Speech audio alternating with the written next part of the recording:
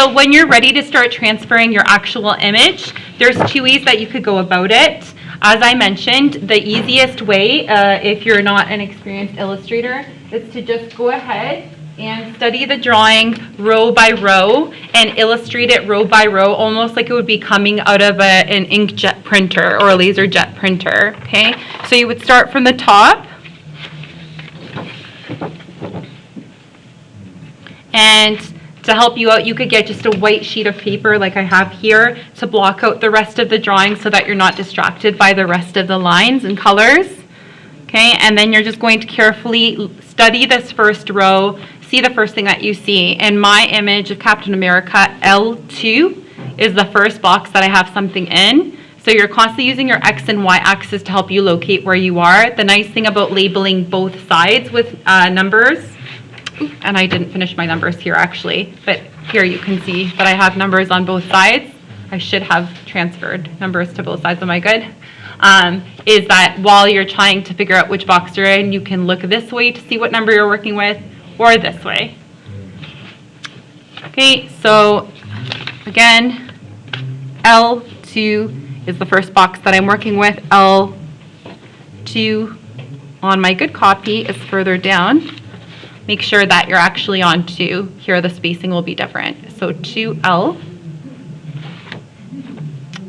Okay. And in 2L, all I see is the very edge of his cap. Okay, I'm going to lightly pencil it in. That way later if I have to erase it and fix it up, I can. And then I'm going to continue into M in the same row. And then N comes down. Okay, I'm going to keep it light just in case when I continue to the next row, if I have to shift these to make them match, I can. Okay, so then you can bring the paper down, look to see what's in your next row. The first thing that I see in this row is J3, has a bit of blue. I believe it's his shoulder. Okay, so 3 on here is here, and J is here.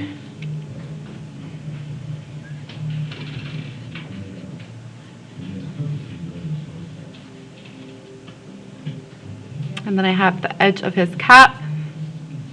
And in the cap, I have some details. I'm going to go ahead and pencil those in because I'm going to want to outline those with black later. So he's got a line here.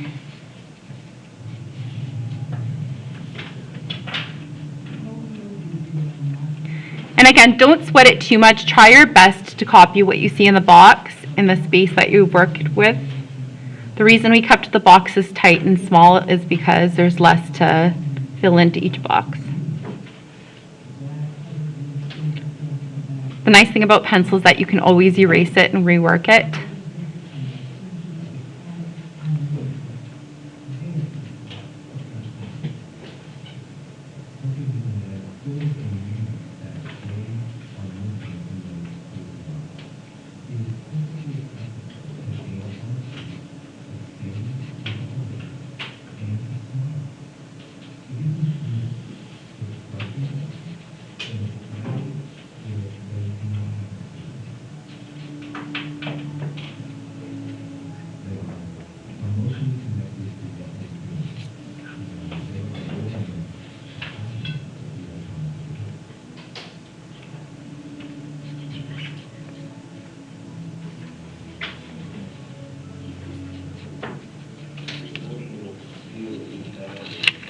Okay, and I'm going to move down one. H4. H4 is here.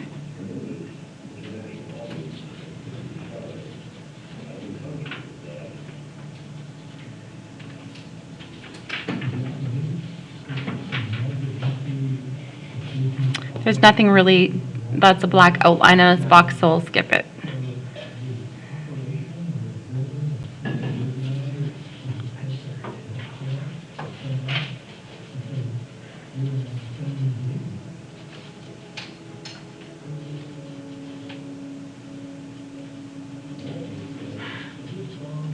Sometimes you have to lift the page and kind of peek at what it is that you're working with, because I have like this silly little lump here and I'm kind of unsure of how I need to render it. And if I look further down, I see it's the edge of his ear. So it just kind of reassures me that it's important to draw that in and that it's actually going to continue into something more noticeable later on.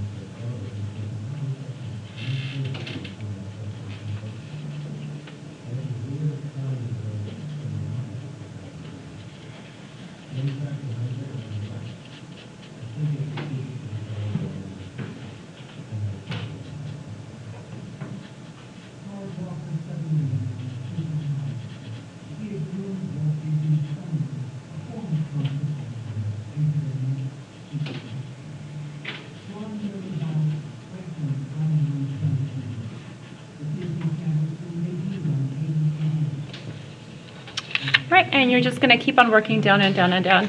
I did mention before that some of you might want to just start with finding the eyes and the nose, plotting them, right? Finding where the eyes and the nose are with the X and Y axis, finding those spots on here, blocking in the face, and then working outwards. Some people like to start with the face, especially someone that's a bit more experienced with illustration, but this is kind of the easiest fail-proof way to go because you're not missing anything. You're just going row by row by row. It makes it almost impossible to mismatch a location on the grid and becomes almost impossible to skip over anything. Whereas if your figure space is further down and they have something above them or on the sides of them and you put the face in the wrong position, then it's mismatched with everything else going around. But that is definitely one of the ways that a lot of people choose to go with plotting the face first. And it's not a bad idea, but again, you just have to be more secure with your skills if you want to go ahead and start with the face and move outwards. Otherwise, I do recommend doing this. And again, just blocking out areas so that you're not overwhelmed by the rest of the drawing or distracted by it. Okay? So the goal again is to get the figure transferred, all of the black areas, these dark areas, coarse shadows that look completely black on the illustration, those can be shaded in with your pencil. Everything else can just be an outline transfer. So at the end of the day, we're trying to achieve, again, something that looks almost like the base of a color book page. You want to transfer the basic black outlines that you see in your illustration, so that when we ink it the next day, it's going to be like this. You're just blocking in all of your pencil work that you've transferred over.